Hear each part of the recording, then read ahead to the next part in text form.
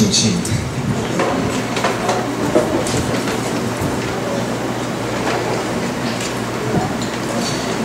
Frankenstein, ou o moderno mito de Prometeu. Esse é o título da obra de Mary Shelley, uma escritora britânica nascida em Londres, cuja publicação em 1818 torna-se mais que hoje por vendagem best-seller, torna-se um clássico da literatura, mas também da filosofia, porque através da literatura ela apresenta uma questão filosófica de origem bastante polêmica e atualizada, porque apesar de ainda no século XIX, ela é profundamente atual sobre os efeitos do que nós vamos discutir, a criação de um monstro que habita a nossa época, e não menos dentro de todos nós. É um romance de teor gótico, que é um cenário medieval com personagens melodramáticas e cheias de mistérios. Conta a história de um médico, um cientista, Dr. Victor Frankenstein, que se trata como um estudante de ciências naturais que cria um monstro em seu laboratório. Vale lembrar que essa obra foi escrita por uma garota entre seus 18 e 19 anos, mas ela captou em sua intuição extraordinária a representação de um dilema, de uma situação problemática, de uma escolha, talvez uma má escolha, mas de uma situação que é representada ainda em nossa época. Eu vou lhes fazer uma rápida síntese dessa história para que conheçam através da literatura, eventualmente distinguindo-se de equívocos, de novas interpretações que surgiram nos cinemas. Ou, não menos, neste caso também, o filme costuma ser bem diferente da obra original. A história é narrada por um capitão de um navio que procura a passagem para o Polo Norte, chamado Walton. Com sua tripulação, eles ficam presos no mar quando se congela, e ali avistam em um lugar tão inóspito, onde não se imaginava ver humanos, um homem fugindo ou indo para mais distante, carregado por um trenó de cães. Logo depois, também se avista um outro homem, este debilitado, quase à morte, cansado. Este último é acolhido pelo navio, pelos tripulantes, pelo capitão. E ele é um médico chamado Dr. Victor Frankenstein. Este homem então conta ao capitão toda a sua história, toda a sua tragédia. Qual seja, o garoto, proeminente intelectual, com desejos de conhecer sobre a vida, dedica-se com paixão aos conhecimentos místicos, espirituais, religiosos, aventurando-se pela alquimia, estudando grandes líderes e mitos como Paracelso.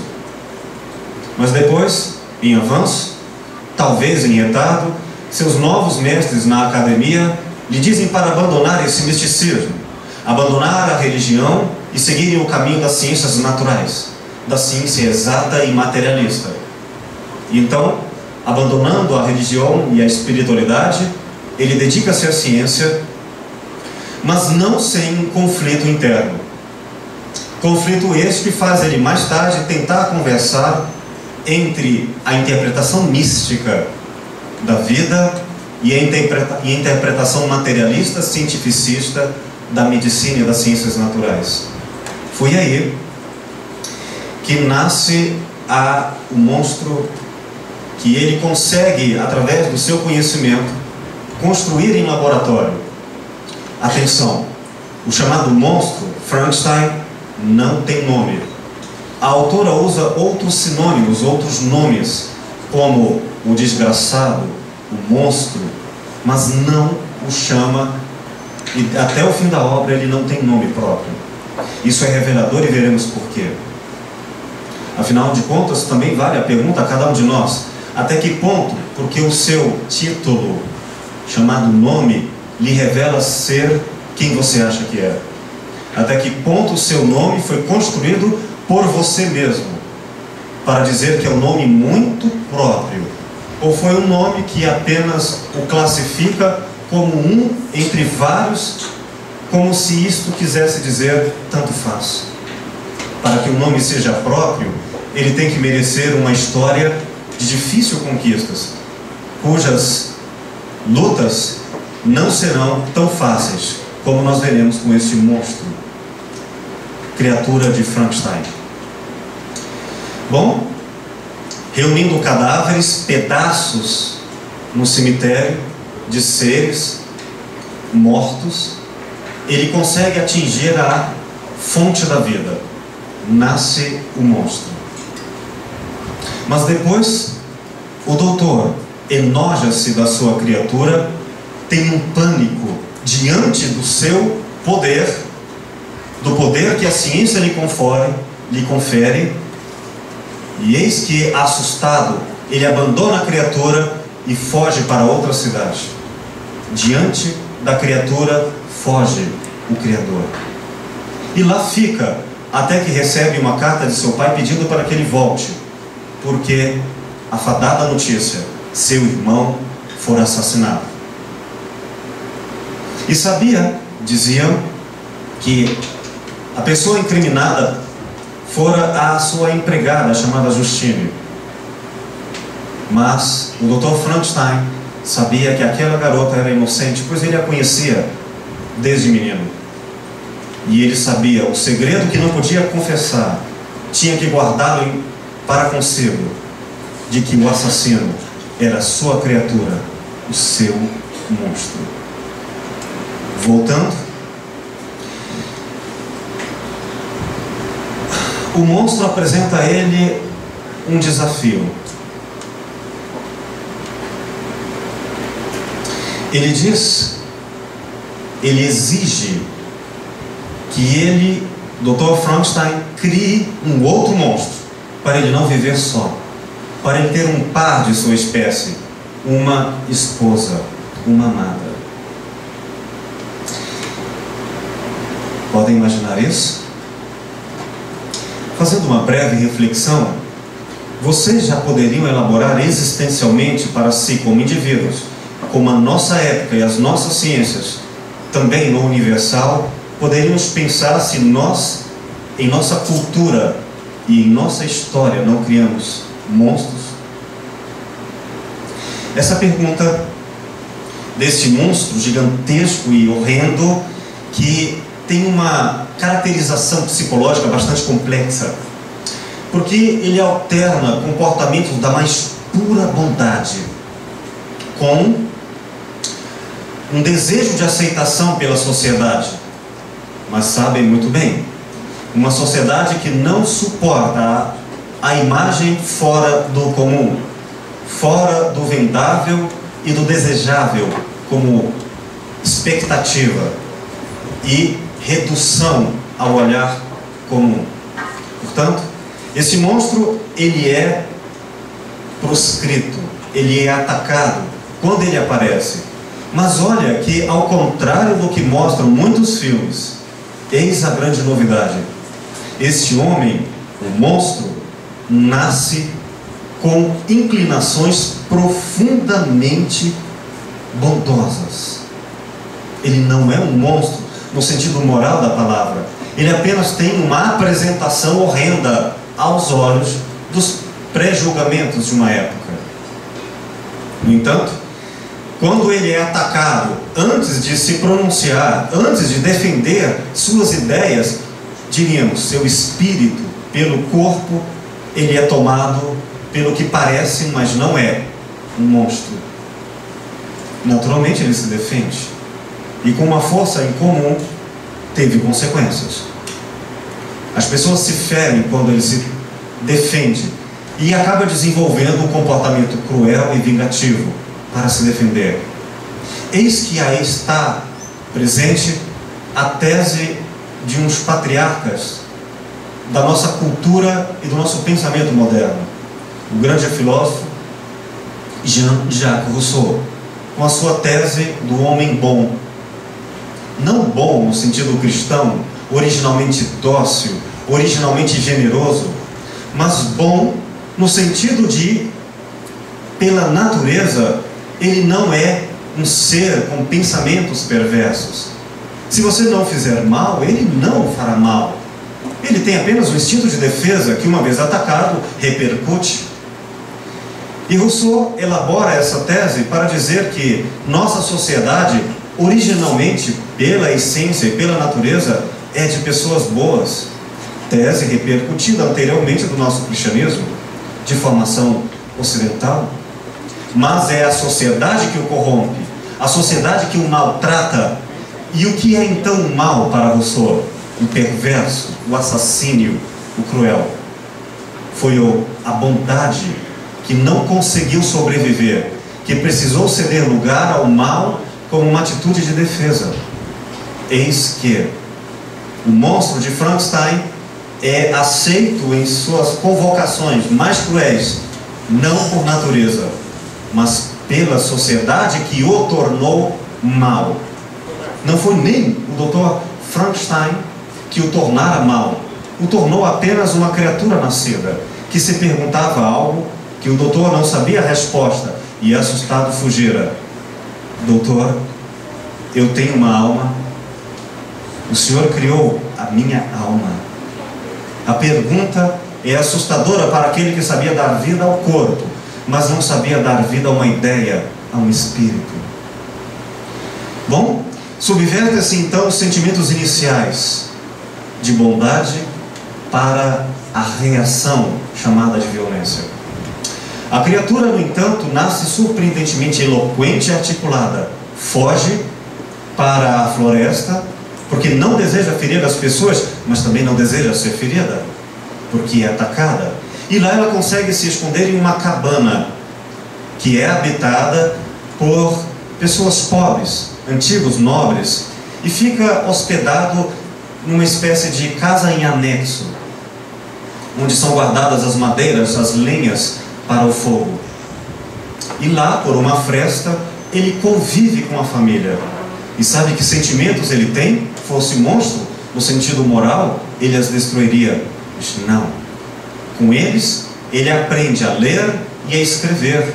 Ele aprende a falar e toda a cultura, porque nesta casa há livros. E ele ouve e vê por frestas aulas que um dos filhos do Senhor, que é cego, lá morando com seus filhos, quando vai lecionar a sua cultura para uma noiva. Então ele desenvolve cultura, inteligência, e quando ele lê a literatura que lá está, naqueles livros, ele descobre a resposta se tem uma alma. E ele se vê um cristão. Ele percebe-se um homem profundamente de natureza boa, entende aquilo que hoje nós podemos achar que o nosso nome é próprio, de natureza, mas não, é por conquista. Ele então sabe dar ao seu nome, que ainda não tem um som, um signo que o represente, um espírito. Ele enche-se de respostas às perguntas originais que nossas crianças nos fazem. Onkovó, onkotô, quem sou eu? Qual o sentido da vida? Perguntas caladas com o tempo, com o cansaço e a velhice. Mas enquanto ele se faz a pergunta, uma pergunta de quem ele é, ele faz outra às pessoas que o perseguem. Quem é o monstro aqui? Uma pergunta terrível. Uma pergunta que aqueles que a escutam não a ouvem, não refletem sobre ela, porque acham indubitavelmente que o monstro é o perseguido, ele que não quer originalmente fazer maldades. Pois bem, então ele, observem o que eu vou dizer, enche-se de coragem e decide entrar na casa e fazer amizade. e encontra um homem cego, o pai. E porque ele não lhe vê pela aparência, consegue vê-lo para além do nervo óptico e o alcança como ele é, em sua palavra, em sua atitude. E são dois grandes amigos. E com ele dialoga e lê livros para um homem cego. Eis o que nós chamamos de monstro. Um homem bom, um homem generoso, culto, inteligente por si, pelos próprios estudos. Mas chegam os filhos que conseguem ver e já não conseguem ver com os olhos do coração, não conseguem ver com a alma, veem com as aparências e o corpo, pedaços costurados de um ser gigantesco, e descreve Mary Shelley com a força de 10 homens, e então o põe a perseguir. Mas fosse monstro, ele mataria facilmente aqueles homens também. Foge. Já matou demais, querendo se defender. Quando ele foge, ele então chega ao Dr. Frankenstein, que percebe que não pode aceitar o convite, a proposta que o monstro lhe fizera, criar uma esposa. Ele pensa: se criar uma esposa como ele, a criatura, poderão se multiplicar e criar monstros, e estes monstros destruírem toda a humanidade. E ao invés do medo que o monstro lhe acusara de torturas inimagináveis para que ele criasse uma esposa, ele então abandona o projeto e abandona o medo de ser torturado. E quando cria a esposa, sabe o que ele faz com ela? Depois de criá-la, ele a mata. Frankenstein mata pela segunda vez o monstro. A primeira vez foi ao criá-lo e não dá-lhe reconhecimento, tenta matá-lo em sua dignidade, e ele reage como todos nós reagiríamos nos fosse tirado aquilo que nós julgaríamos que daria ao nosso nome dignidade. Depois faz algo ainda mais cruel, cria outro ser, dá-lhe vida simplesmente para matá-lo. O monstro decide então encher seu espírito daquilo que a sociedade nele criou, o monstro que desejaram, o monstro que nela estava, e põe-se à caça e à perseguição do Dr. Frankenstein. Agora, de criador, é o perseguido. Nesse momento, fugindo, ele decide se casar com uma mulher, Elizabeth, e com medo, ainda na mesma noite, na lua de mel, de o monstro atacar, decide abaixar guarida, abaixar defesas, e o monstro entra na casa. Quem pode se defender de um monstro tão forte? Estrangula a sua esposa, como ele fizera antes com a sua amada, então nova criatura.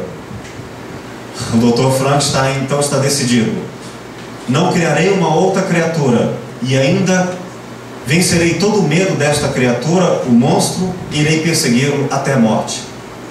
Poderia matar o monstro, o seu criador, mas não quer. Nós descobriremos ao final do livro, na última página, um dos textos mais belos sobre o amor, que o monstro declama diante da morte do seu criador, o amor que ele tinha ao seu criador. Por isso nunca o matou, podendo fazê-lo com facilidade. Neste momento então o monstro foge, e então vão para o norte, quando depois são encontrados pelo capitão Waldo. Pois bem, eis a história. Frankenstein decide sofrer as consequências de criar o seu monstro e morrer, até que criar toda uma legião de monstros contra, não ele, mas contra toda a humanidade. No momento em que o Dr. Victor Frankenstein está à morte, nos seus últimos suspiros, já dentro do navio em abrigo, aparece o monstro. E então acolhe em seus braços a criatura, o Criador, e a criatura, o dito monstro, chora a morte do seu Criador e declama seu amor estranho e controverso ao Criador que tentara matá-lo.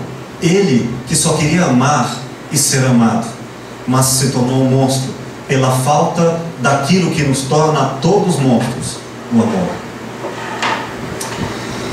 Neste ponto, nós estamos diante de uma situação profundamente moderna.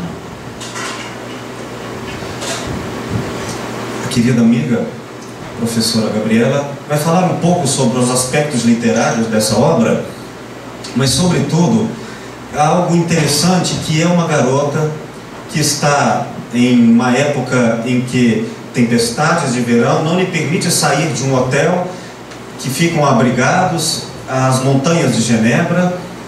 Então ali também se encontram escritores, e sem poder sair de casa, daquele espaço, encontram também um outro escritor, John Polidori. E este outro escritor, junto com ela, seu recente marido, decidem fazer uma espécie de brincadeira: contar histórias de horror, como era de hábito, para passarem o tempo. Vocês já fizeram essa brincadeira numa fazenda, passando a noite com uma lanterna ou com uma vela, contando histórias de horror para assustar os outros, os menininhos mais novos? Ou já foram vítimas dos horrores de antes? Era assim naquela época. Mas eis que estavam presentes grandes, gigantes intelectuais. E ela constrói esse mito. Um outro, John Polidori, escreve então mais tarde uma obra chamada O Vampiro, em que décadas depois inspira a criação de Bram Stoker do nosso clássico Drácula.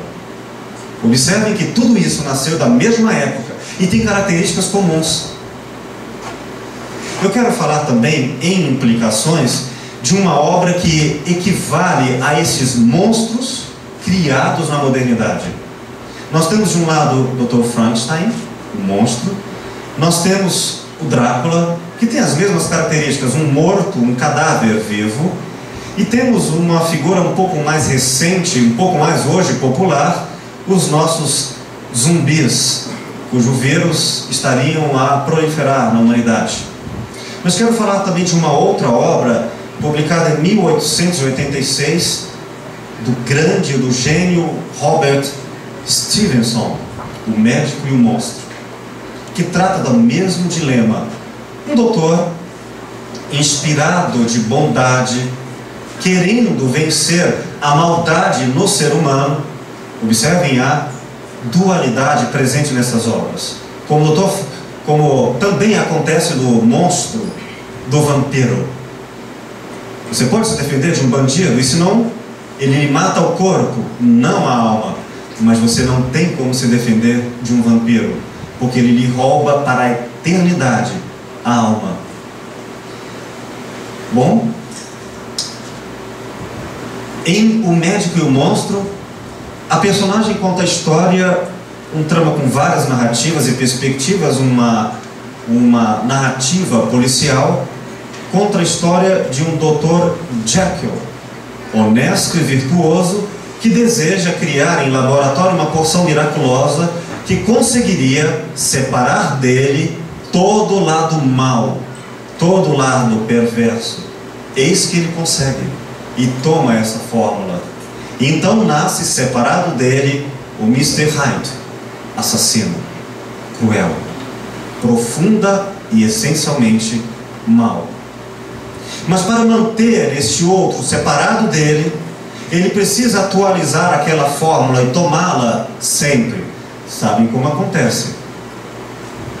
Por algum motivo, a se desenrolar na história, ele não consegue mais produzir a fórmula. E sabe quem vence a bondade? O Mr. Hyde. Então, prevalecido pela ausência da fórmula, prevalece também sobre a bondade. Como Rousseau a dizer: nossa sociedade construiu o monstro e precisamos de uma educação, que ele escreve na obra do Emílio, para tentar recuperar, através da educação e de um sistema político democrático, o homem como era em estado de natureza. Mas a pergunta: conseguiria? Até hoje vale a todos nós a pergunta: conseguiria o contrato social, a política? Conseguiria a pedagogia que inspirou Pestalozzi, que por sua vez inspirou o construtivismo de Jean Piaget? Conseguiria nossa educação libertar-nos do monstro que nasceu por havermos nascido em uma sociedade já monstruosa e cruel? Conseguiria o Dr. Jekyll formular outra substância capaz de separar o bem do mal? Bom, diante dessas questões, voltemos a Frankenstein para concluir algumas perguntas curiosas, investigativas, mas com honestidade muito difíceis se feitas diante do espelho da verdade. O mito de Frankenstein representa o mito de Prometeu. Já vem o título anunciado na obra. Prometeu, da mitologia grega clássica, que é contada na obra de Hesíodo, a Teogonia, era um dos titãs, deuses que decidiram enfrentar o trono dos deuses de Zeus e outros do Olímpio, e perderam a luta. E nesse confronto, ele tentou roubar e conseguiu o segredo do fogo para entregar aos homens. E antes desta entrega, ele é acorrentado, ele é condenado a uma maldição de eterno sofrimento. O que seria então o Dr. Frankenstein senão um moderno mito daquele que deseja a imortalidade e a alcança, e porque a ciência tenta substituir a natureza e deseja criar com o poder divino a vida, negando os deuses, negando a divindade, com o mito da ciência sem Deus, nascendo o princípio da modernidade no século XVII contra o modelo medieval da religião sem Deus, agora por sua vez o extremo oposto, não menos cruel, da ciência sem Deus, cada um dos quais separados e fragmentados.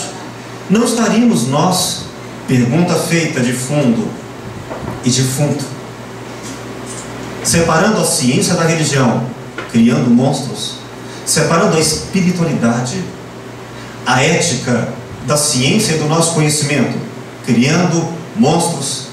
Pergunta feita porque ela representa o paradigma de toda uma civilização a partir do século XVII, de René Descartes, de Francis Bacon, em que saber não é mais espiritual, saber é poder. Quanto mais conhecimento, mais maldade. Poder sem espírito, no sentido espiritual. Poder como capacidade de transformar, como a lembrar a grande psicanalista Simone Weil, um ser humano em um cadáver. Isto é poder. Do contrário, teríamos diálogo. A pergunta então pode ser feita numa insuficiência de uma forma de conhecimento fragmentado que separa o que estaria ligado no estado ideal, que decompõe sem recompor, que elimina o que é humano, o que é essencialmente nosso, a desordem, as contradições, as incertezas, para criar um homem imaginariamente perfeito pela razão, mas falso em espírito, falso porque sem espiritualidade, sem ética, nos faz a pergunta a duvidar se somos capazes de testar o sombrio, o absurdo, a piedade e o inesperado, assumindo as consequências de uma educação que, por mais inteligente e erudito, mais mal educados em espíritos, porque não seríamos capazes. Está aqui uma querida educadora como eu, e também secretária da educação. Não seríamos capazes, uma afirmação, mas talvez uma pergunta de regeneração, capazes de uma educação integradora, em que o homem encarasse a morte e não tentasse ser imortal, em que o homem, desde criancinha nas escolas, fosse educado para ser contraditório. Podem imaginar, ao invés de criarmos crianças frágeis, estúpidas, arrogantes, por acharem que as crianças não morrem, por acharem que os pais não se divorciam, e quando chegam esses problemas, não tendo sido educados para eles, entram em desespero, como fez o Dr. Frankenstein, e depois se rebelam contra os pais, contra a vaidade de uma sociedade tão perfeita quanto falsa, Não seríamos capazes de criar uma educação em que desde criancinha, na escola, diríamos: meu filho, olha, a vida é assim, criancinhas morrem, mas está tudo bem, nós nascemos assim. Papai e mamãe se divorciam, mas podemos ser amigos. Nós temos problemas, mas podemos vencer. Somos capazes da contradição, mas também do diálogo. Somos capazes da imortalidade, mas também da espiritualidade. Bom, perguntas como essa foram trazidas por grandes homens como o Dr. Sigmund Freud a estudar como nossa época separou corpo e alma e trouxe as consequências. Ele chamou de neurose, e no caso dos monstros, de psicose. Não que eu concorde dele nisso por natureza, mas eu digo antropologicamente, ele está certo em outro aspecto. Nossa cultura, não nossa natureza, criou monstros. Porque não somos capazes de perceber que nós, em nosso cristianismo, que criamos o pecado, deveríamos lembrar que criamos também o perdão. E ficamos separados. Em filosofia clínica, no campo das terapêuticas, como filósofo, eu percebo que grandes conflitos, monstros, em um sentido muito cruel para nós mesmos, criamos em nossas vidas, dando ao nosso nome monstros de existência, machucando sem querer, por defesa, porque não aprendemos a aceitar as pessoas em seus contraditórios, não aprendemos a lidar com nossas fragilidades. Exigimos um ideal de casamento e ele acaba, exigimos um ideal de perfeição e ele se destitui, exigimos o ideal de espelho e ele não corresponde aos instintos, às pulsões, à verdade. E porque não conseguimos lidar com essa nossa divisão, criamos um marco, separamos o bem e do mal. E imagine o que a vaidade intitula como bem, o nome próprio. Meu Deus! Quantas vezes o lado errado do espelho é quem olha, e o monstro é quem julga, nunca, raramente quem é julgado. Porque se tivéssemos os olhos do julgado, o perdão daquele que acusa, não teríamos a separação entre ciência e religião, o acusador e o pecado. Teríamos a possibilidade disso que este café e a educação agora tenta refazer: monstros e criadores, para que ao final, que é um recomeço a cada dia, nós sejamos seres não divididos, não fragmentados, não feitos por pedaços de crenças sem totalidade de espírito. Sejamos como o desejo foi desde a origem, sermos inteiros. Isto seria a grandeza do ser humano, não ser de uma parte excluída de outra, mas um ser de diálogos e de humildade entre os seus pedaços à procura do reconcílio.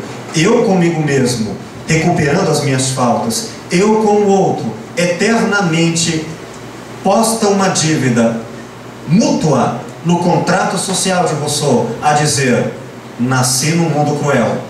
Não importa saber como isso começou, importa-me agora saber a parte que me cabe nisto que não é fragmentação.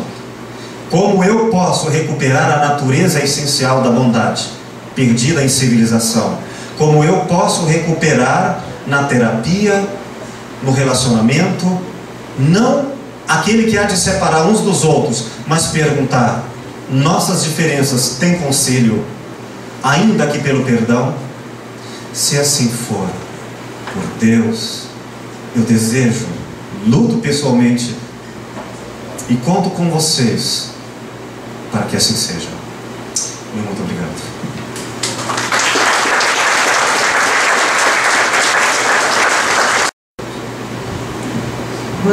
Boa tarde, José, boa noite. Boa noite, agradeço o convite por estar aqui.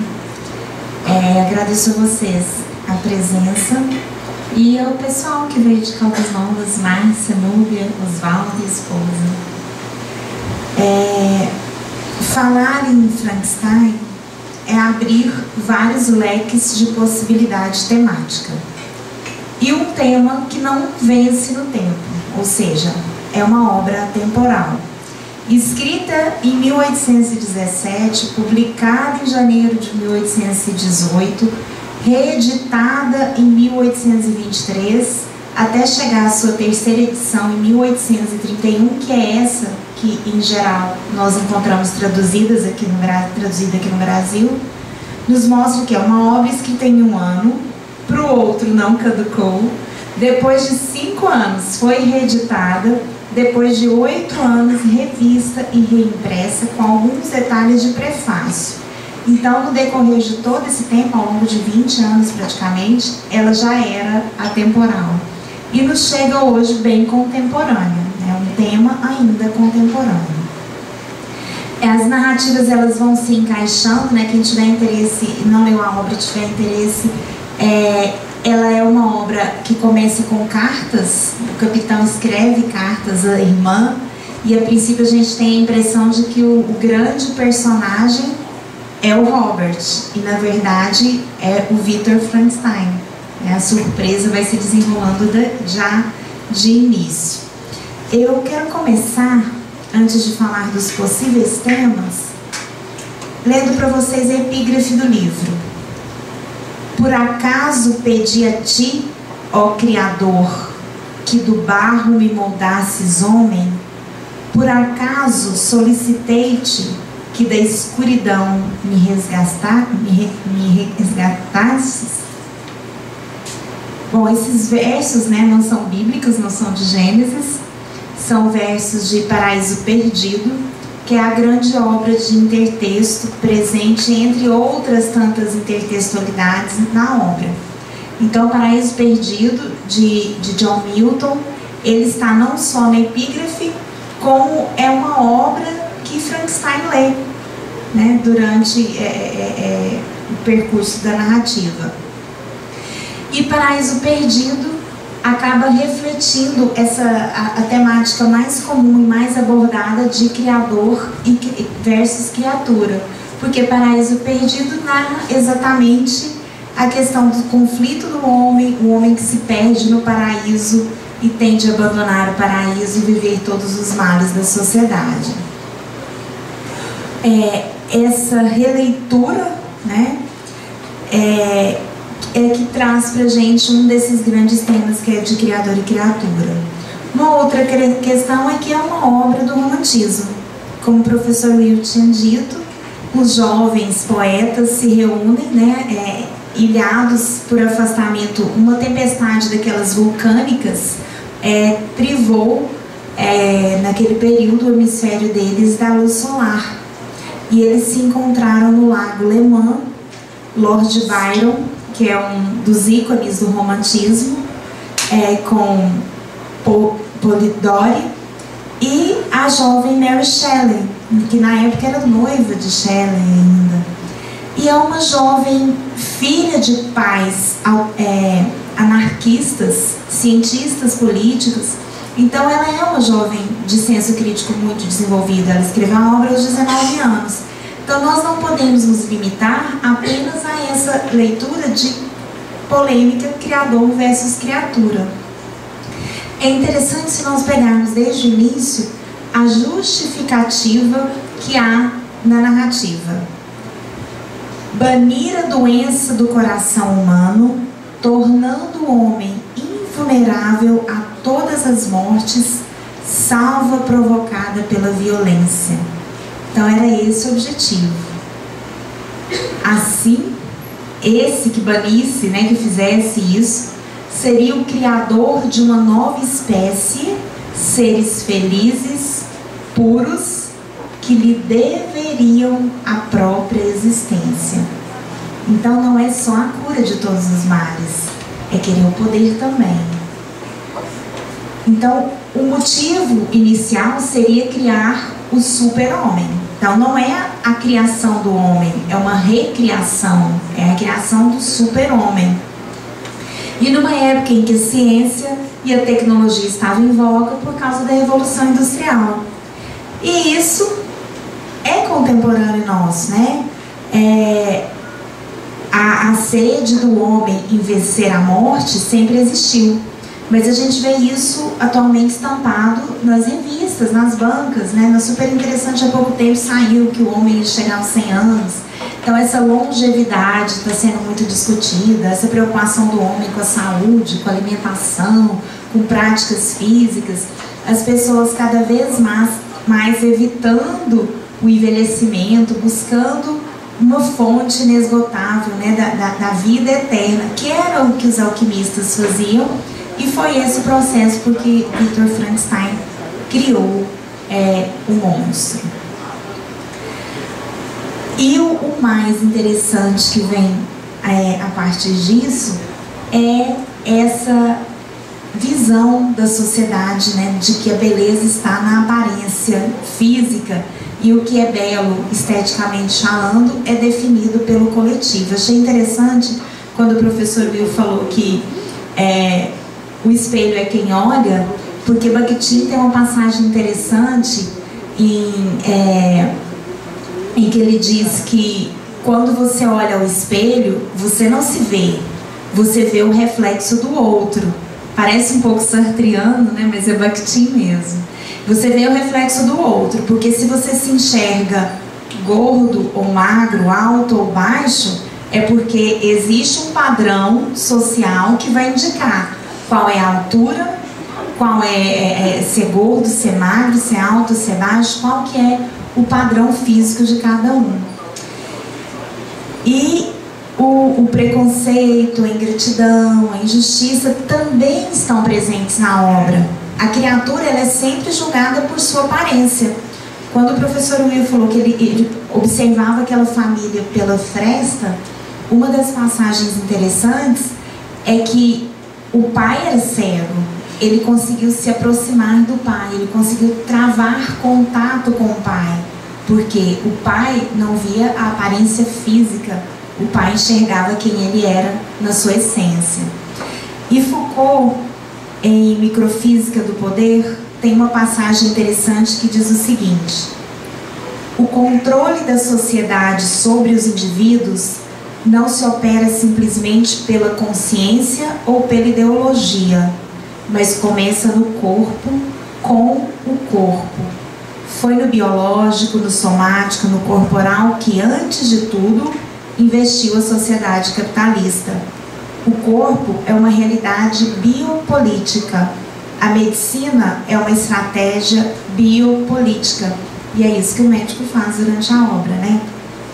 Então, pretender criar uma nova espécie de homem, nascida de um plano traçado por um especialista, que fosse resistente à morte por doenças e privações materiais, poderia até romper a barreira vida e morte, como Frankenstein, mas manteria sem abalos as fronteiras sociais? E se nós trouxermos para a nossa realidade, seriam todas as pessoas que alcançariam a longevidade?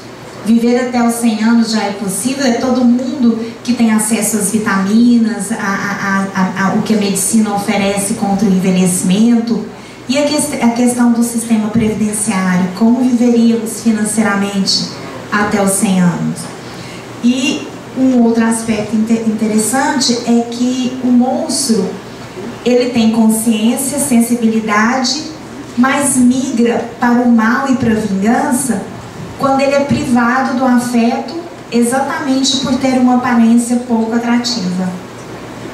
Tem uma passagem interessante na obra que diz o seguinte: quando o Frankenstein alerta o Robert, que também era uma pessoa que queria fazer experiências científicas, ele queria chegar ao Polo Norte a todo custo, inclusive não se importava quando perdia parte da sua tripulação em busca do seu objetivo. Ele diz: aprenda, se não pelos meus preceitos, pelo menos por meu exemplo, o perigo que representa a assimilação indiscriminada da ciência, e quanto é mais feliz um homem para quem o mundo não vai além do ambiente cotidiano do que aquele que aspira a tornar-se maior do que sua natureza lhe permite. Eu seria o primeiro a romper os laços entre a vida e a morte, fazendo jorrar uma nova luz nas trevas do mundo. E novamente vou ler para vocês uma passagem de Microfísica do Poder. diz o seguinte: a ação sobre o corpo, o adestramento do gesto, a regulação do comportamento, a normalização do prazer, a interpretação do discurso, com o objetivo de separar, comparar, distribuir, avaliar, hierarquizar, tudo isso faz com que apareça pela primeira vez na história essa figura singular, individualizada, o homem como produção de poder, mas também, e ao mesmo tempo, como objeto de saber. Foi aquilo que você disse, né, professor Ivo? Poder e saber. Saber é poder. Não há saber neutro. Todo saber é político. E isso não porque cai nas malhas do Estado, mas porque todo saber tem sua gênese em relações de poder. Inclusive, Foucault diz que não existe poder, existem relações de poder. Não há relação de poder sem constituição de um campo de saber. Todo saber constitui novas relações de poder. Todo ponto de exercício do poder é, ao mesmo tempo, um lugar de formação de saber. Ora, se o homem tenta recriar a vida, o que ele há de procurar senão relações de poder? E essas relações postas assim, vindas de uma jovem de pais cientistas políticos, também traz para o campo da reflexão o que é essa sede de poder humano. E o mito de Prometeu, ele tem várias interpretações, ele tem várias fontes, o mito é o mesmo, mas ele tem vários recontos desse mito. E de certa forma ela aborda tudo isso na narrativa. Tem uma passagem, o professor Will citou justamente Teogonia, e tem uma passagem interessante em Teogonia que Prometeu tenta ludibriar Zeus e oferece para ele um estômago de boi, né? Dentro desse estômago de boi ele coloca a carne mais saborosa que tem, só que a aparência é asquerosa, né? Mas dentro a carne é muito saborosa. E o outro pedaço, ele coloca uma carne por fora muito saborosa, mas por dentro ele coloca só ossos. E obviamente Zeus escolhe essa segunda opção. Então não é à toa que ela coloca o mito de Prometeu, resgata a Teogonia, e falando justamente de um ser que é privado de afeto porque tem uma aparência repulsiva para aquela sociedade. E isso nos foi repassado, né, pela mídia, pelas imagens que a gente vê de Frankenstein, pelo próprio cinema. Inclusive Frankenstein no cinema é verde, né? Na obra ele é amarelo. Tem uma descrição assim: sua pele amarela mal cobria o relevo dos músculos e das artérias que jaziam por baixo. Seus cabelos eram corridos e de um negro lustoso. Seus dentes eram alvos como pérolas. Todas essas exuberâncias, porém, não formavam senão um contraste horrível com seus olhos desmaiados, quase da mesma cor acinzentada das órbitas onde se cravavam, e com a pele encarquilhada e os lábios negros e retos. Então volta naquele outro ponto que você falou, né? A alma e o corpo. Toda a aparência asquerosa de Frankenstein nos reflete alguém mórbido, né? Morto. E o morto quem é? É quem não tem alma. Então até que a aparência física em si dele não era repudiante, mas quando descreve aquilo em que a gente reflete a alma, que é nos olhos, que é na cor dos lábios, aí sim ele torna-se repulsivo. Mary Shelley, ela cria todo um plano dramático de condenação para Frankenstein, para que de repente ele se torne um monstro, né? E o monstro ou pária social é um sinal de que algo dentro da sociedade vai mal. No entanto, longe de contemplarem a si mesmas na imagem dos monstros, as sociedades tendem geralmente a criar fronteiras para projetar no alienígena social os seus males. Foucault diz: ora, Não é o consenso que faz surgir o corpo social, mas a materialidade do poder se exercendo sobre o próprio corpo dos indivíduos. A partir do momento em que o poder produziu esse efeito, como consequência direta de suas conquistas, emerge inevitavelmente a reivindicação de seu próprio corpo contra o poder. E é isso que Frankenstein faz, ele reivindica o seu próprio corpo contra o poder. E ele quer uma companheira, ele reivindica uma companheira, porque ele quer afeto, né? Se ele não pode receber afeto de toda a sociedade, que ele o receba ao menos de uma companheira. E ele não consegue isso, né?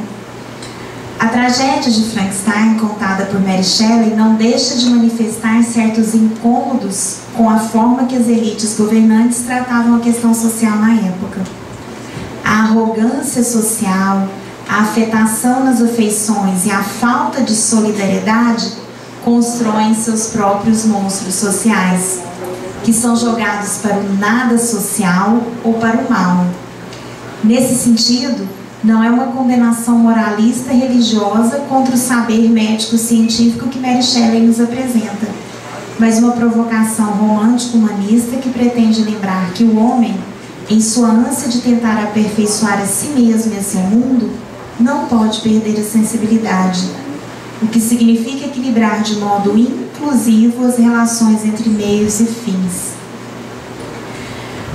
Essa passagem que você disse, né, nos últimos momentos do Frankenstein, é a seguinte: num acesso de desmedido entusiasmo, criei uma criatura racional e cabia-me, dentro do limite dos meus poderes, assegurar-lhe a felicidade e o bem-estar. Recusei-me a criar-lhe uma companheira. Ele demonstrou perversidade e egoísmo sem par. Destruiu meus amigos, devotou-se ao extermínio de seres que possuíam sensibilidade, felicidade e saber.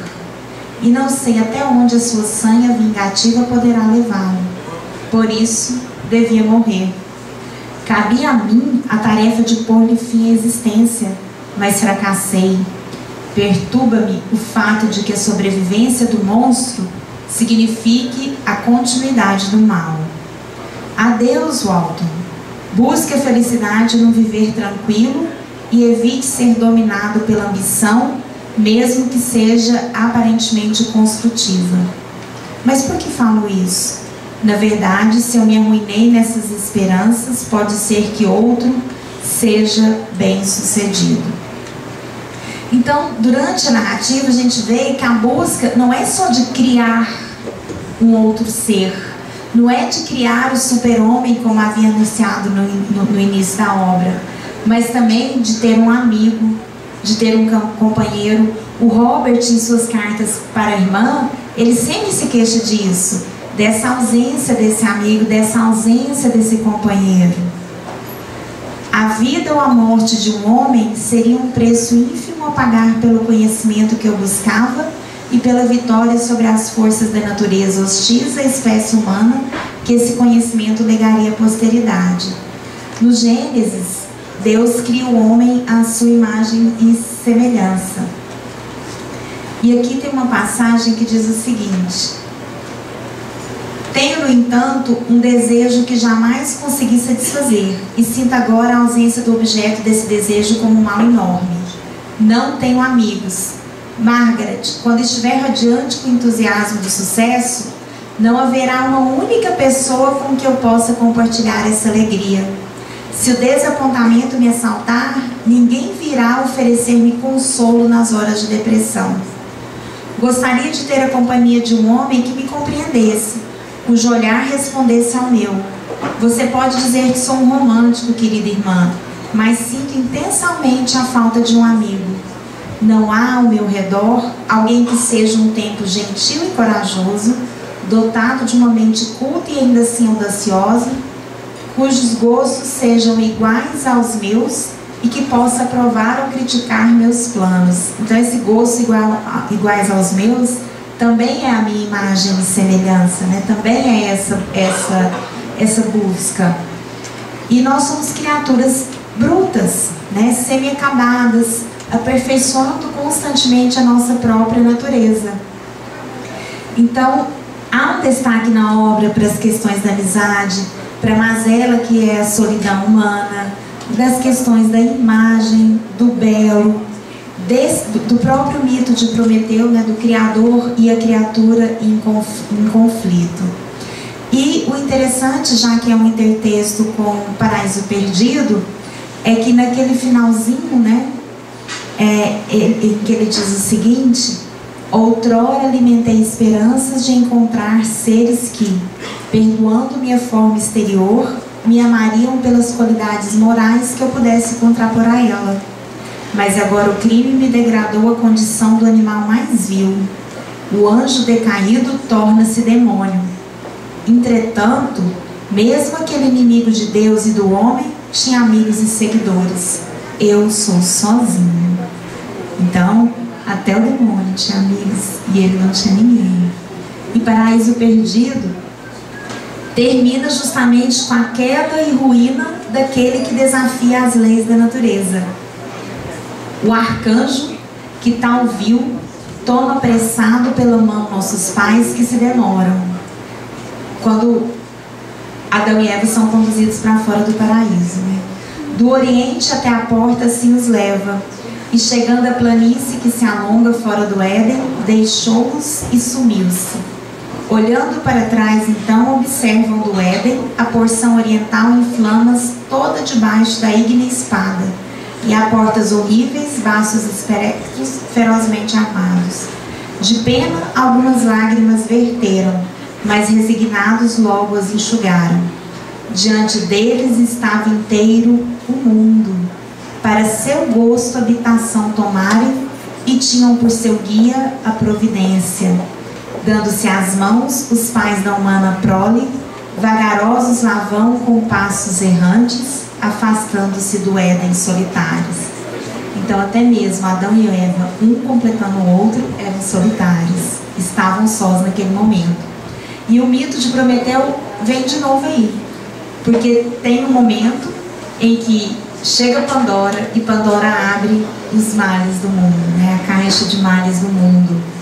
E o mesmo acontece, né? Todo o castigo vem depois que Frankenstein quer criar a sua companheira. Ele quer uma companheira para acabar com a sua solidão.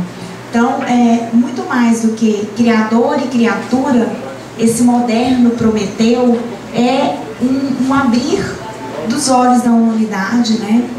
Para aquilo que é importante, para a verdadeira essência da vida, para que nós pensemos muito, não conseguimos ser sós, né? Nós somos seres sociáveis, nós precisamos dos amigos, ora precisamos de companheiros, e que essa questão de desafiar as leis da natureza está muito mais voltada a essa lei da natureza humana, de querer ser sociável, de não querer se sentir só.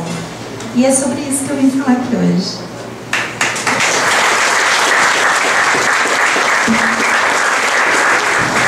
Boa noite.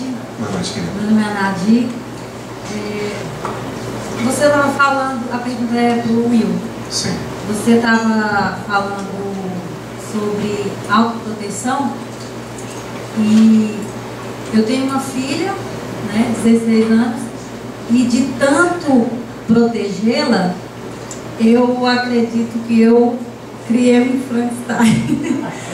Então, assim, eu queria saber que depois da merda feita, como eu posso limpar. Sabe que eu agradeço, querida, pela sua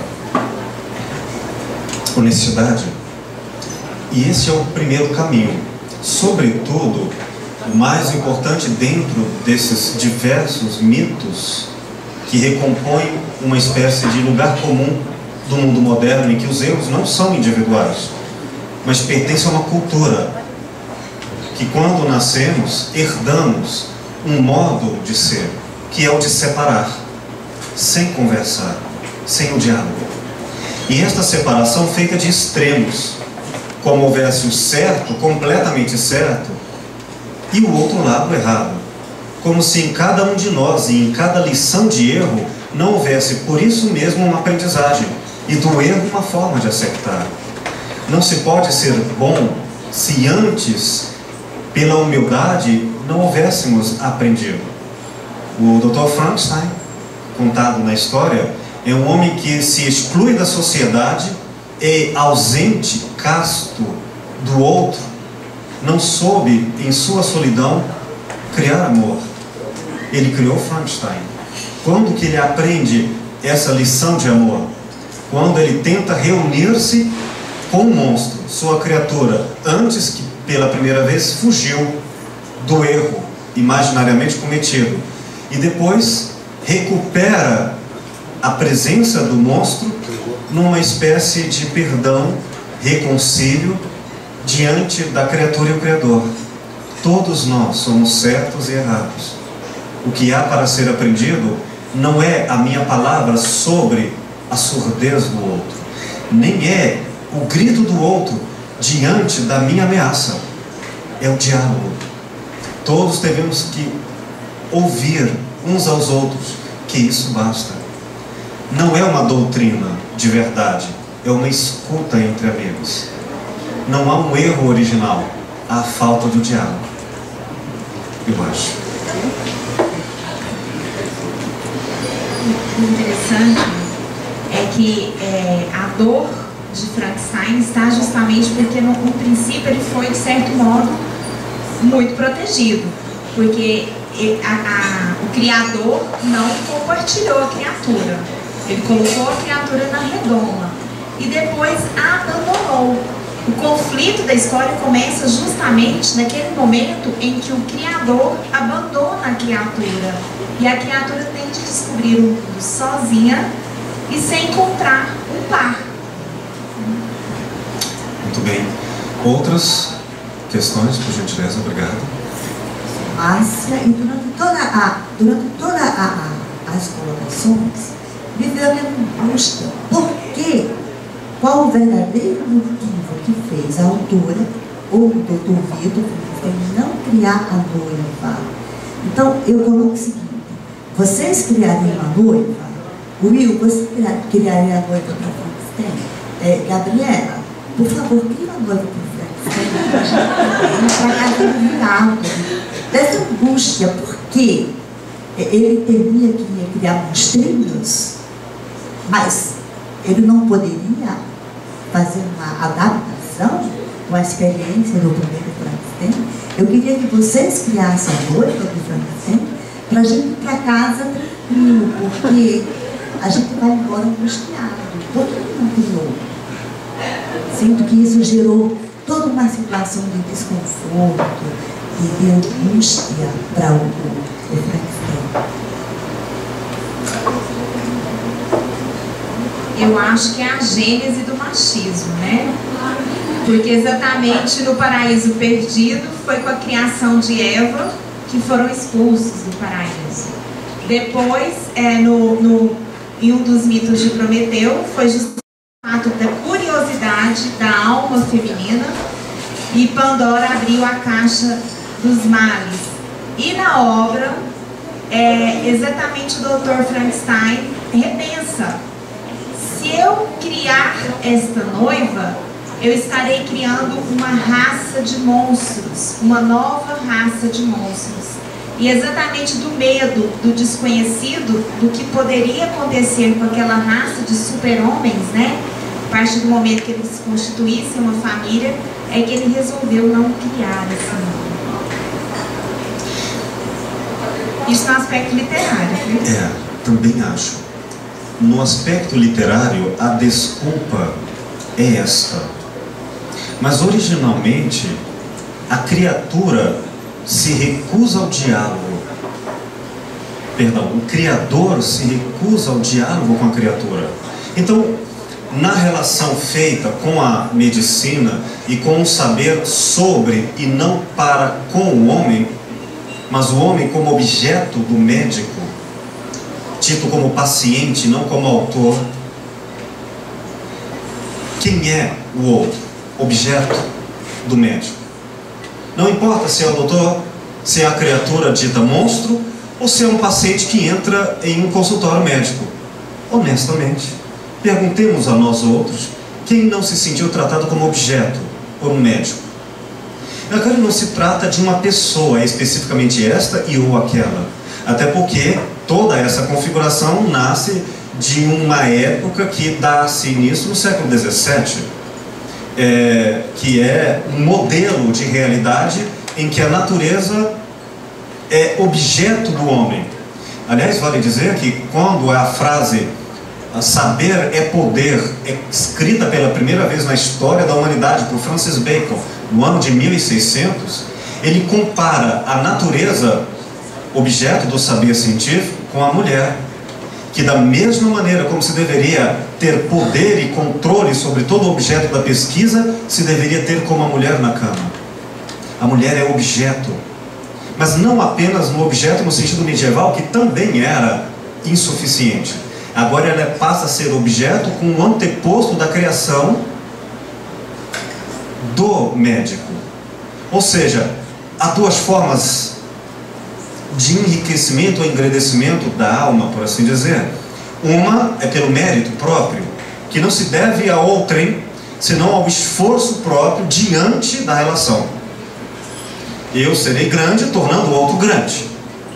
Eu serei grande na medida em que eu me relacionar grandemente com o meu outro. Mas a segunda alternativa, que foi a trazida pelo mito, é: eu me tornarei grande reduzindo o outro a objeto. A minha maior grandeza será diminuindo o outro. E quem é esse outro? A criatura, quando surgido e inesperadamente mais forte do que o Criador foge. Ele percebe-se incapaz de ser o autor e percebe-se objeto. Recupera e, pelo medo da tortura, se põe obrigado a criar a noiva, mas para quê? No fundo, deveria ser para o problema original, a falta de diálogo, a falta de conversação. Então, o que e não quem seria também a noiva? Mais um outro objeto. E de objeto para objeto, o que haveriam de criar, senão de si mesmos? Monstros. Porque é isso que criou a medicina. Monstros. De que medicina estamos nos referindo? Para recuperar um pouco aqui a leitura que foi feita a partir de Michel Foucault, esse grande filósofo de nossa época, ele teve um professor chamado Georges Canguilhem, francês, que era médico e depois de doutorar-se em medicina, em aspectos filosóficos, decidiu estudar filosofia e se tornou um dos grandes professores de filosofia sobre a medicina, tendo mais tarde como aluno Michel Foucault. E é nesse sentido que o autor começa, já agora na segunda metade do século XX, a separar o conceito de doente de doença e dizer: a pessoa tem uma doença como objeto. A doença é o objeto da medicina, não o doente. O doente não é objeto, é uma pessoa. Vai que o doente, como pessoa, tem mais qualidade de vida que o médico, mas a doença é objeto. Esta separação faz com que haja pessoas que tenham doenças, mas não sejam doentes. Porque eu não posso dizer pelo objeto quem é a pessoa. O objeto nunca traduz a espiritualidade de alguém. Georges Canguilhem nos liberta disso e Foucault mostra todo um instrumento de aprisionamento da alma. E isso, ainda esclarecendo, como Foucault demonstra brilhantemente, assim como Georges Canguilhem, é no século XVII que surge a escola de medicina. Antes, a terapêutica e a medicina tinha uma função clínica, curar, no sentido de cuidar do outro. Depois, isto é abandonado para os reles seres com menos poderes no campo das terapêuticas, os enfermeiros. Eles passam a ter a função do cuidar do humano. E quem passa a ter a função de ensinar o conhecimento sobre a doença e ter poder para decidir quem seria aprisionado sobre as leis da ciência como paciente, e depois na loucura, nos hospitais, nos manicômios, como objetos do cientista, o médico. Então, o médico passa a ser um deus, semelhante a Zeus. E o Prometeu passa a ser um monstro, ou semelhante, os pacientes. Fossem os médicos, na estrutura de poder criado pela medicina do século XIX, tão humanos quanto os enfermeiros, não teríamos esse medo. Teríamos cuidadores e não curadores. Mas então por que criar uma solução? Seria como dar um remédio a um paciente que está doente, mas não lhe ouvir, não conversar com ele. Penso que, sobre outro viés, que não da relação do gênero homem e mulher, se trata da relação entre a medicina, com a construção de um poder sobre, e estabelecido com base no saber médico, sobre o paciente. E no caso, a noiva seria a possibilidade do diálogo. Tirar a companhia, tirar o diálogo, seria tirar o poder do médico. Ele, arrogantemente, prefere não dar vida à relação do que ele deixar de ser o autor, seja da criação ou da desgraça. É bom lembrar que isso hoje mudou, e graças a obras como essas, e que esta hierarquia, que for estabelecida pela medicina como escola do saber e não como a escola do cuidar, do hospital, tirando a medicina do estatuto das relações humanas e a colocando no estatuto do saber sobre o objeto, eu acho que vale a pena citar uma mulher que, penso eu, foi a primeira das grandes médicas com almas de enfermeira, recuperando a medicina ao seu estatuto original, a doutora Elisabeth Kübler-Ross, quando ela escreve o seu clássico sobre a morte e o morrer, e recupera a medicina junto com a espiritualidade e retira do olhar sobre o dito paciente qualquer mínima concepção de objeto, dando a ele outro estatuto igual ao do médico, outro sujeito. E o médico não tem mais poder, nem mais saber do que o outro. São dois humanos e dialogam. E então a morte, que era o desejo de imortalidade do Dr. Frankenstein, como poder de conferir, como o imortal, o Deus dando aos mortais, é retirado pela doutora Elisabeth Kübler-Ross e é colocado outro estatuto, outra relação, que cura a necessidade da mulher como objeto, da noiva para as carências de um homem que não conseguiu diálogo com a sociedade. E coloca esta: a morte é um estado de passagem, o que importa é saber morrer. E saber morrer é uma qualidade de vida. Então o morrer torna-se uma das especialidades médicas, que ela chamou de tanatologia. Quando a pessoa, então, que na antiga medicina do Dr. Frankenstein, o paciente iria morrer, o médico abandonava, por ele não poder mais ser tratado como um ser superior, porque ele não iria fracassar. O que faz o Dr. Frankenstein quando ele percebe que não tem controle sobre a criatura? Foge. E o que fazia o médico quando ele não tinha mais como arrogar diante da sociedade o marketing de ter o poder sobre a vida e a morte? Quando de fato o paciente ia morrer, também se afastava. Doutora Elisabeth Kübler-Ross diz: não, esse é o momento do médico atuar. Vamos ajudá-lo a morrer bem, com espiritualidade, com diálogo, com família, com conversação, sem dor, porque o problema não é a dor, é a solidão de carregá-la sozinha, o fardo que é nosso, e ninguém há de ser diferente. Então a medicina, graças à grandeza de espíritos apoteóticos da tragédia do monstro de Frankenstein, que é a querida Mary Shelley, nos ajudou a recuperar. Antes de querermos mulheres como objetos da nossa solidão, temos que recuperar a nossa dignidade, eu para qualquer outra pessoa, homem ou mulher, e sermos olhos nos olhos, iguais. Eu acho. A obra, ela fala muito mais do que da relação homem-mulher.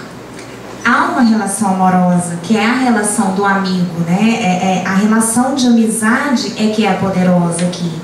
Tanto que quando o criador morre, a criatura suicida. Ela se suicida. Existe uma obra que chama Tudo que é Sólido Desmancha no Ar, do Bergman, que é um tratado interessante, um olhar interessante sobre a modernidade. E acho que nos auxiliaria a dar um outro olhar para essa obra também. A questão da medicina social que o Foucault traz e que o professor Will também complementou, também é muito importante na leitura de Frankenstein. E Foucault diz o seguinte, que o poder é produtor da individualidade e o indivíduo é uma produção do poder e do saber.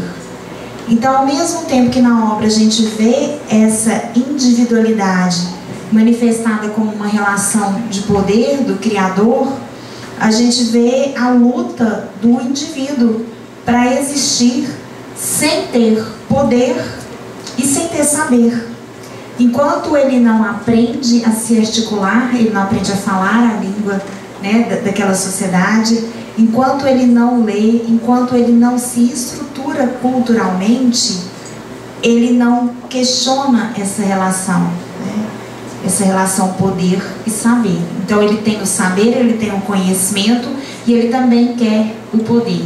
Então qualquer que fosse a relação, independentemente de ter ou não a noiva, a destruição aconteceria. Porque a destruição não se deu pelo fato de não ter a companheira, de não enxergar que enquanto a gente está disputando uma relação de poder com o outro, a gente destrói o indivíduo. Só existe a individualidade, mas o indivíduo é destruído. Questões? Olá, boa noite. Meu nome é Guimarães. Eu vou fazer a pergunta dirigida à banca, qualquer um fique à vontade. É porque, trazendo esse contexto de Frankenstein para hoje, parece que emerge em cada um de nós o lado monstro. Em mim, graças ao professor Will, né, que me despertou esse outro lado, esse conflito de ideias, onde que a gente procura buscas numa sociedade que, ao olhar para as pessoas, a veem como monstro pela sua aparência ou pela sua personalidade, ou seja, pelo seu dia a dia, pela sua ideologia. Então, a gente vê uma forma da classe dominante estereotipada, onde não deixa a gente agir de outra forma.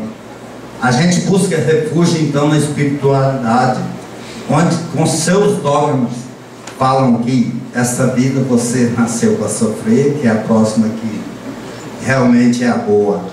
Então eu pergunto, onde buscar refúgio? Porque no conhecimento, quanto mais conhecimento você busca, mais você se frustra diante da realidade de hoje. Obrigado. Obrigado, Pedro.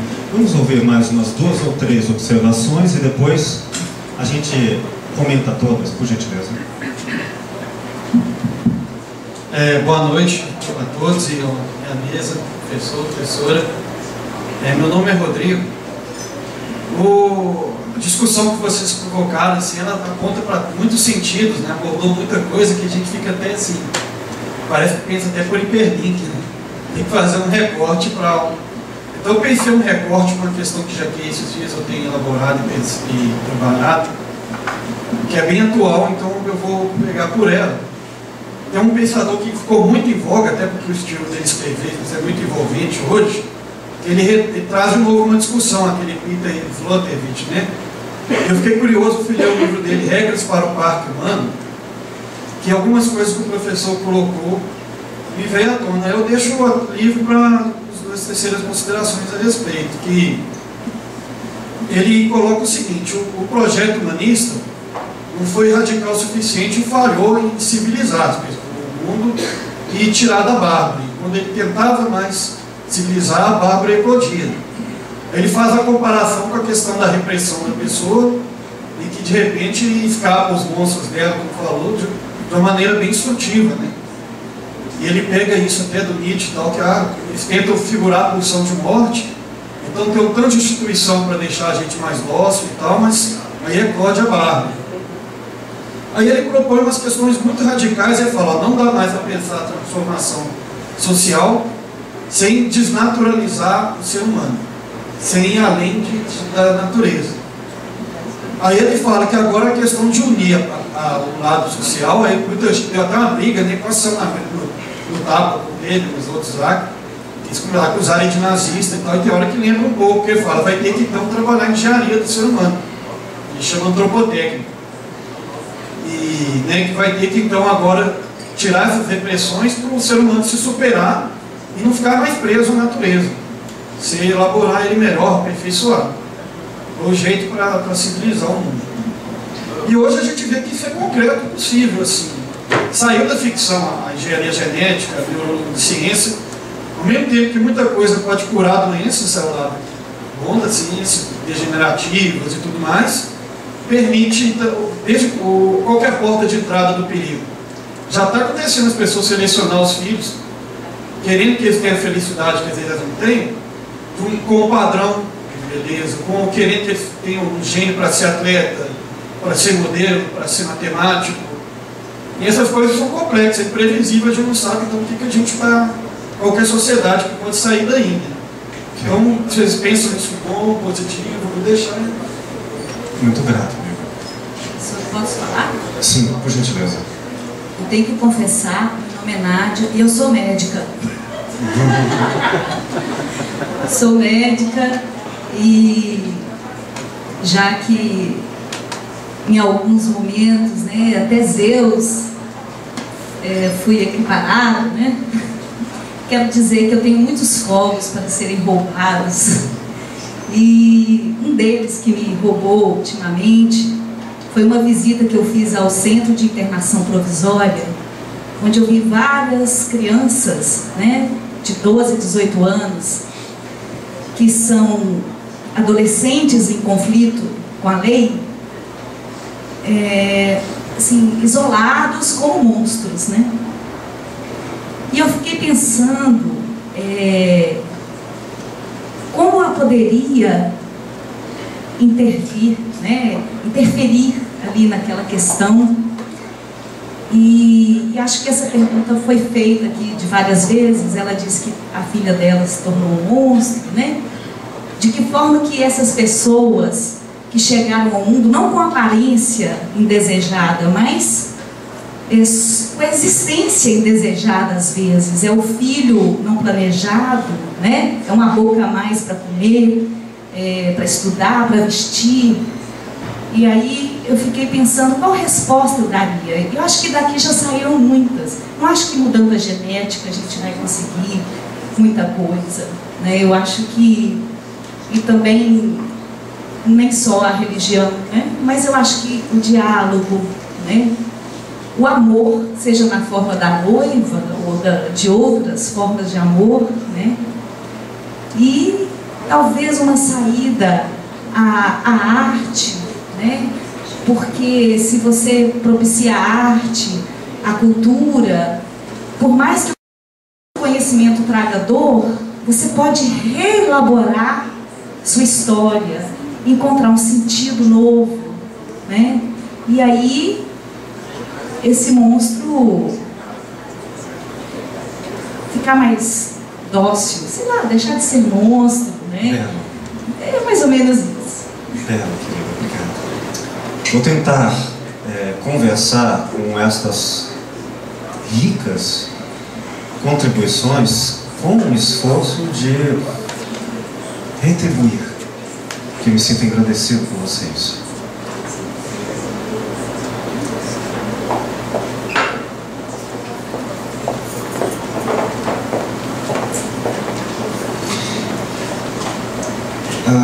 Guimarães, quando você fala que a filosofia, em nossos encontros de filosofia, lhe despertou um monstro, e diante do conhecimento, o perigo. Quanto mais conhecimento, talvez mais instrumentalmente capazes do perverso. Eu queria recuperar essa questão, já respondendo também ao Rodrigo, quando apresenta o autor que eu não conheço, a obra que eu não conheço, cujo título é Regras para o Parto Humano. Hã? Pacto. Para o quê?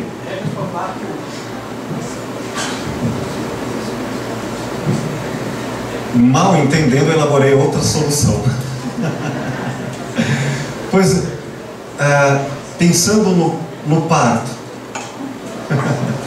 eu me lembrei de Sócrates, que era filho de uma parteira, e que propôs uma resposta também à dramática do ser humano. Mas enfim, o que importa é que o autor elabora a tese que a proposta humanista, recuperada e nascida no século XVII, dos gregos antigos, o Renascimento, toda esse investimento na nossa pretensa capacidade de resolver nossos problemas, não foi não apenas suficiente, como equivocada.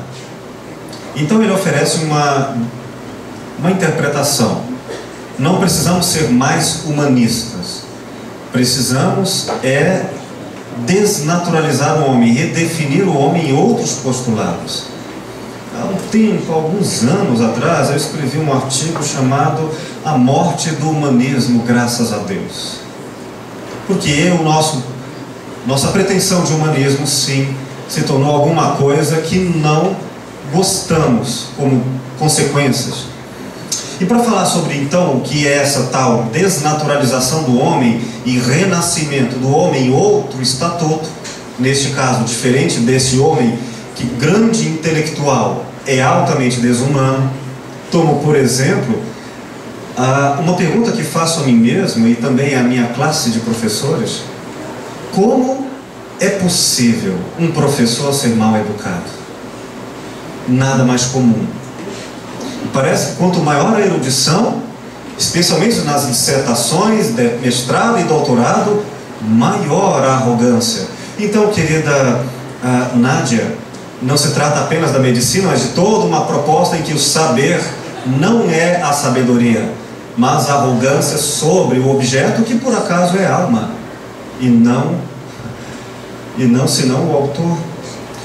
Pois bem, como se trata de uma ideia de naturalização, tentar recuperar rapidamente o histórico do que parece ter sido, grosso modo, os paradigmas da nossa concepção da relação do homem e natureza. Os gregos, ainda para falar na tragédia, na literatura e na proposta que foi recuperada dos mitos gregos, os gregos, desde Platão, a separação entre corpo e alma, entenderam que era preciso, já que o homem existe antes do corpo e depois do corpo, isso é literal em Fédon de Platão e para a cultura dos pitagóricos, que recupera dos egípcios, então é lato e comum a toda a cultura grega a imortalidade da alma. E nesse sentido, os gregos entendiam que se o corpo não é a alma, então era preciso que o corpo ficasse saudável para não atrapalhar essa alma. Então estabeleceram um modelo de saúde que era corpo saudável, bem disciplinado, que não é um corpo gozado, é um corpo disciplinado, um corpo com muita saúde. Eis o homem altamente saudável grego. Este corpo não iria atrapalhar a alma.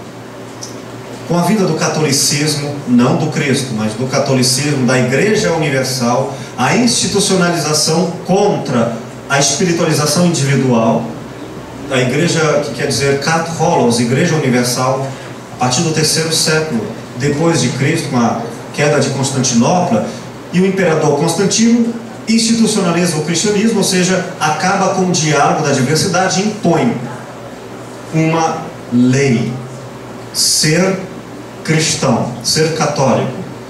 Nesse sentido, por um benefício político, mudou-se completamente a proposta da separação corpo e alma. Se antes o corpo é inferior, então vamos tratá-lo tão bem que ele não faça mal à alma. Agora a ideia é tratar o corpo o máximo possível de dor e sofrimento para que ele não atrapalhe a alma. Inverteram-se as propostas. E esse corpo mortificado, cadaverizado, ajudaria à servidão dos poderosos. Bom, assim foi até que no século XVII, com René Descartes, com Francis Bacon, com toda a proposta do capitalismo que se inaugura, a ideia não é mais o corpo como maior ou menor do que a alma, mas separar completamente. O corpo não pertence à alma. A pessoa é uma coisa, o corpo dela não é dela. O corpo é do saber. O corpo é da natureza. E o que vale para o corpo dela, vale para o meu corpo, vale para a universalização científica de todos os corpos. O seu corpo não lhe pertence, não tem nada a ver com você. O seu corpo é meu, a medicina. Surgiram então a psiquiatria, a medicina e mais tarde a psicologia como doutoras do corpo, das leis do corpo. E naturalmente, o doido, o doente, acabava sendo possuído com a alma que vinha junto ao objeto do saber. É nesse sentido que desnaturalizar o homem faz sentido. Tirar o homem dessa concepção de que o corpo, ou o mundo material, não tem nada a ver com o espírito. E é preciso recolocar o homem em um outro estatuto, que não é o da ciência moderna, em que o corpo, ciência materialista, está separada da alma. Então surge uma proposta muito mais recente, já no século XX, com a chamada fenomenologia existencial, que eu acho que é a resposta que esse autor elaboraria, ou perguntaria qual seja. E, por eleição, um dos maiores fenomenólogos existencialistas, o filósofo francês Merleau-Ponty, que elabora a tese de que corpo e alma é uma coisa só. Se depois forem separados, não nos cabe discutir agora. Cabe saber que, quando eu penso, eu reajo. Quando eu elaboro a minha mão, eu não penso para depois elevar a minha mão. Eu já penso com a mão. Eu já penso no tempo, penso no espaço. Meu pensamento tem história, tem corpo. Eu penso a partir dos instintos. Quer dizer, quem sou eu? Um misto indissociável que ninguém poderá, com uma cirurgia, separar corpo e alma. Portanto, eu acho que essa resposta já foi dada, mas eu acho que ela não foi bem compreendida. Merleau-Ponty entende que a consciência encarnada é a verdade de que nós somos engajados. O termo é, na verdade, é de Sartre. Nós somos encarnados. Quem queira ser diferente, que dê uma resposta diferente, mas que seja fora do corpo. Então está fora do nosso diálogo. E mesmo aqueles que tentarem fazer isso via mediunidade no espiritismo terão que encarnar para que o pensamento se materialize através da conversação entre nós no espaço público. O que é de direito, legítimo e bem-vindo.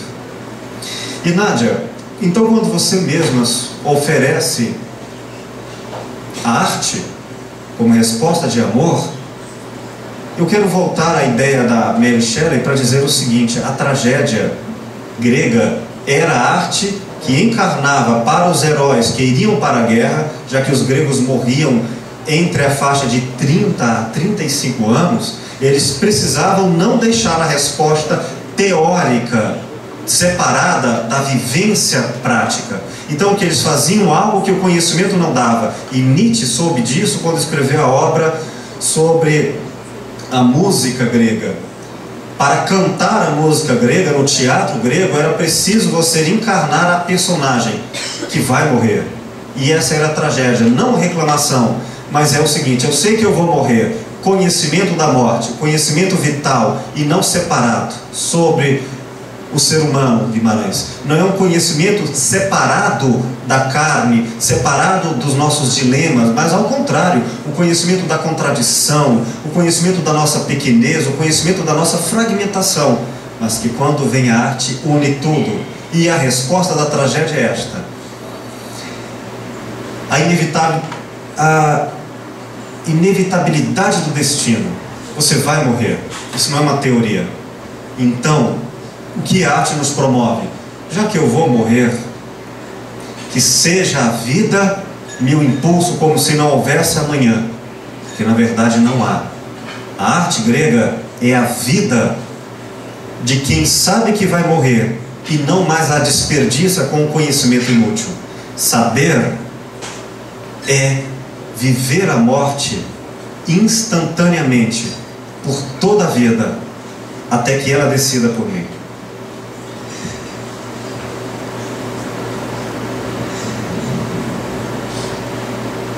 O interessante é que todos esses hiperlinks, como o Rodrigo falou, eles se abrem justamente porque estamos falando de filosofia.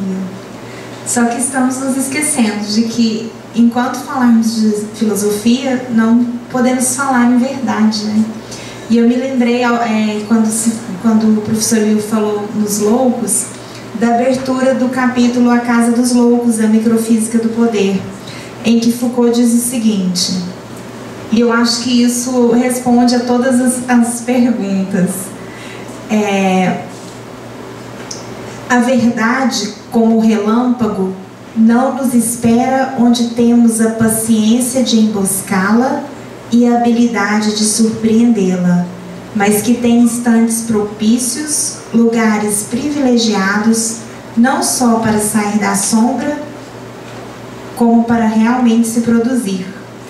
Se existe uma geografia da verdade, esta é a dos espaços onde reside, e não simplesmente a dos lugares onde nos colocamos para melhor observá-la.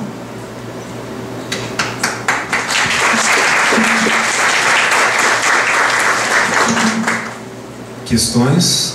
Em uma última abordagem? Sim, querido. Para a banca, meu nome é Humberto. Minha indagação, minha dúvida é que, no caso de Prometeu, ele fez com que Zeus se revoltasse com ele porque ele deu poder de fogo para o homem, que é um poder grande de dominar o fogo, porque os outros animais não voavam, etc. No caso do monstro, ele fez com que o médico se afastasse a partir do momento que ele pediu uma companheira. Eu não deixo de pensar que isso daria a ele a possibilidade de perpetuar a própria espécie, a qual o médico viu que era, em tese, mortal e extremamente forte. Deus se revolta com Adão e Eva quando esses como fruto do conhecimento do bem e do mal. O meu chefe se revolta comigo quando eu me qualifico mais. E o Estado tira a filosofia das universidades ou desobriga, porque eu não deixo de pensar que a filosofia vai fazer um cidadão que questiona mais, que pensa mais, etc. Então a minha indagação é, em cima desse tema de hoje, se verdadeiramente o que incomoda a sociedade é a retirada do homem da zona de conforto, ou a sua vaidade não ser preenchida, ou a busca constante de um homem buscar ser o lobo do outro homem na ausência de um Estado regulador. Minha dúvida é essa. Grato, amigo. Mais alguém?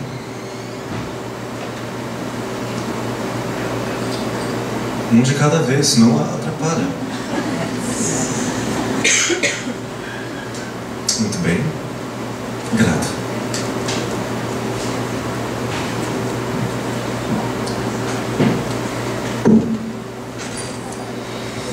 Querido Humberto, é um prazer revê-lo após tantos anos de filosofia.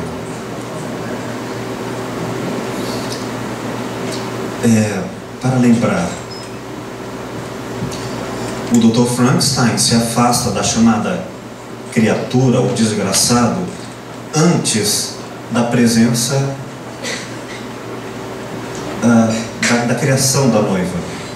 Ele se afasta após criar, dar-se conta da vida enquanto corpo que movimenta, mas ele não estava preparado para saber que este corpo era a alma, e que este monstro perguntava se tinha uma alma, e fazia a mais terrível pergunta de alma para alma, que o doutor não saberia, porque ele era doutor do corpo, e a pergunta era: quem sou eu?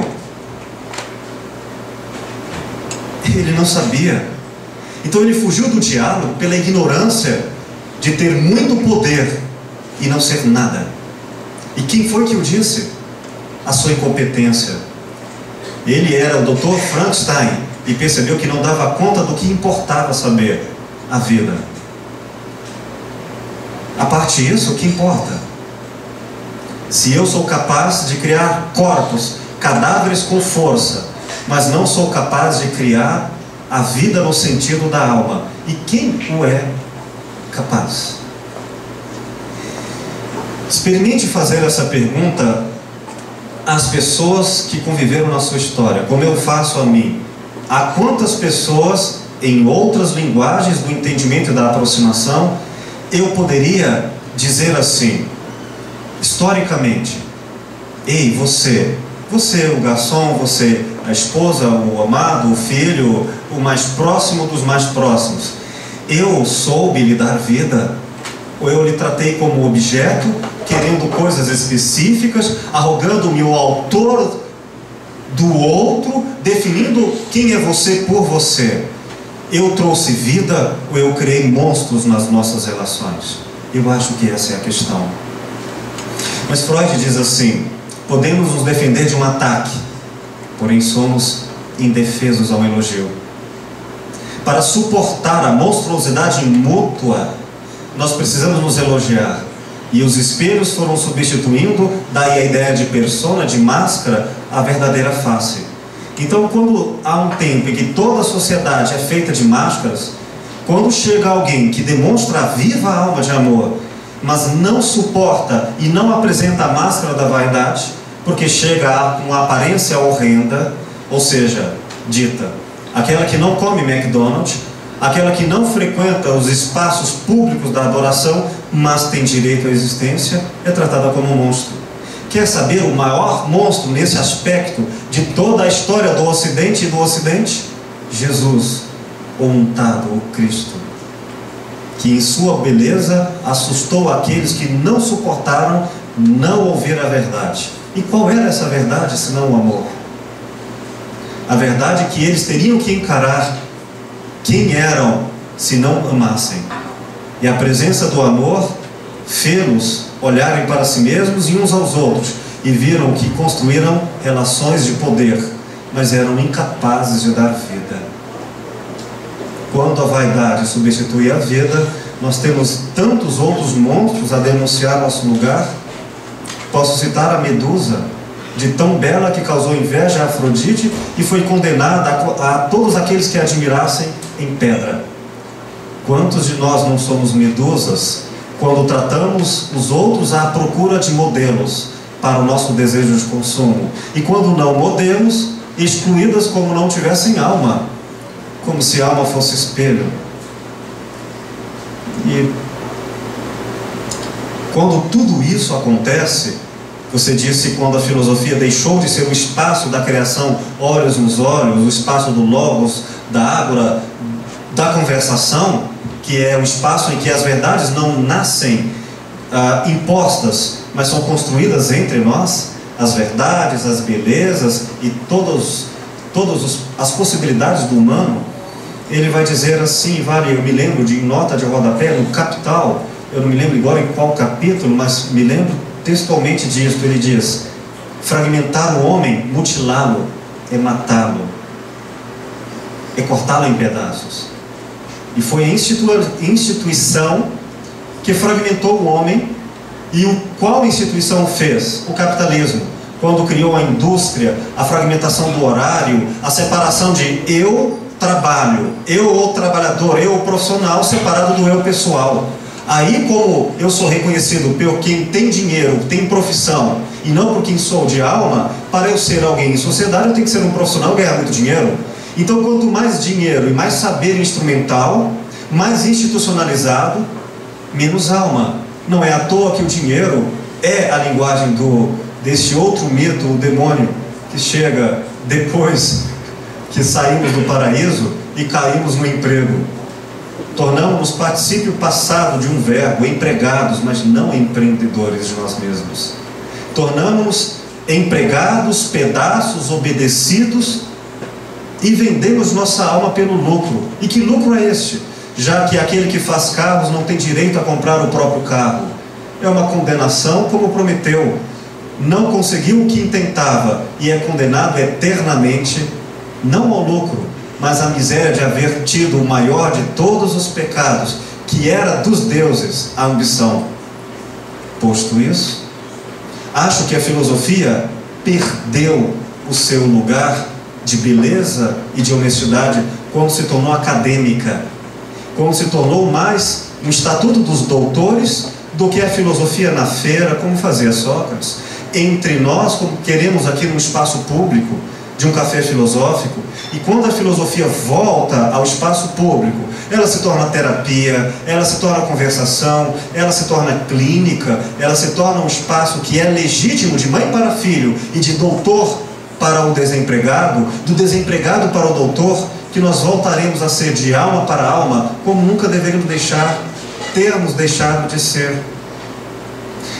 Você não faz exatamente uma pergunta, se eu entendo bem, mas coloca em alto volume a sua indignação. E a resposta, eu acho que todos nós a sabemos, enquanto não a praticamos: o amor. Mas tem sinônimos mais belos, entre eles este entre nós, o diálogo, palavra que Platão elaborou e que vale apenas recuperar etimologicamente o seu valor. Dia em relação a dois, as diferenças, e logos a razão. Diálogo não é bate-papo, não é jogar conversa fora, não é elogiar o outro para ter companhia. Diálogo é o amor, porque filosofia é o amor com razão entre nós. Se isso é possível e damos testemunhos dessa verdade, então eu acredito que se Prometeu foi acorrentado, nós agora o libertamos. Por isso eu agradeço. Obrigado.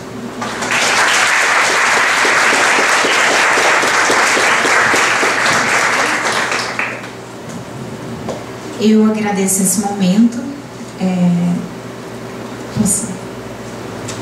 Desejo uma boa noite para vocês e vou deixar aqui, finalizo com as palavras do anfitrião mesmo, que foram muito bem-vindas.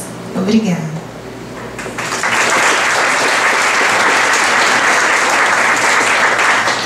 E eu agradeço as palavras, mas não há anfitrião entre amigos. O que eu posso dizer? Fosse eu aqui, como neste pub, um garçom, era o que eu gostaria de ser, alguém para servir. Uma amiga chegou do Tibete esta semana e conversou conosco algumas das suas lições. Trouxe-me esta lembrança, mais uma, que são janelas de minha alma, para eu me lembrar que eu não sou um monstro, mas também o Criador e o Salvador. Tenho em mim todos os monstros e santos. E ela me disse uma coisa belíssima, que é sempre apregoada em muitas casas lá no Tibete hoje, que, traduzindo para o português, é assim: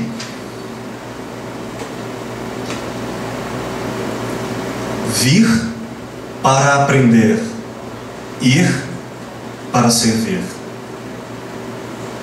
Faço destas as minhas palavras e as ofereço a vocês.